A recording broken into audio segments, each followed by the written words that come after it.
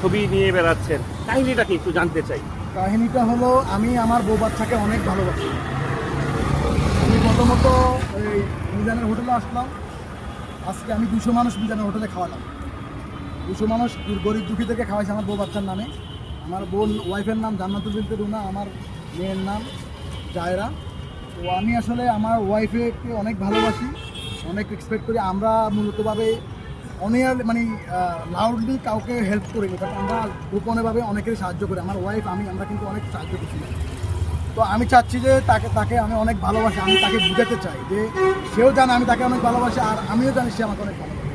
তো আমি চাই লাউডলি যে জীবন চৌধুরীর ওয়াইফকে সবাই একটু জানো, গুলশানের জীবন চৌধুরীর ওয়াইফকে সবাই একটু জানো। এই জন্য আমি গাড়ি সাজাইছি। আমার ওয়াইফকে আমি অনেক ভালোবাসি, অনেক ভালোবেসে আমি গাড়ি সাজাই, সারা ঢাকা শহর ঘুরবে। এরকম 2 মাস চলবে, 2 মাস 16 ডেজ। 2 মাস শুধু ঢাকায় আমি এরপরে ডিস্ট্রিক্ট পর্যায়ে চলে যাবো। আমি চাই ওয়ার্ল্ডের সবাই জানুক জীবন চৌধুরীর ওয়াইফ জান্নাতুল বিনতে রুনা। আমি চাই সবসময় তুমি ভালো থাকো, তোমার জন্য আমার ভালোবাসা অলওয়েজ থাকবে। I respect you, you my child mom. Okay, তুমি আমার বাচ্চার আম্মু। আমি চাই তুমি সবসময় ভালো থাকো, সবসময় সুখে থাকো। Thank you so much. আর একটা কথা বলি, এখানে আমার ভিডিও নিয়ে অনেকেই অনেক কথা বলতে উল্টাপাল্টা লাগাবে, উল্টাপাল্টা বলবে। আপনারা কিন্তু এভাবে গুজব কান দিবেন না। আচ্ছা, মিজানের দোকানে কি হলো? এই যে সবাই মিজানের দোকানে হলো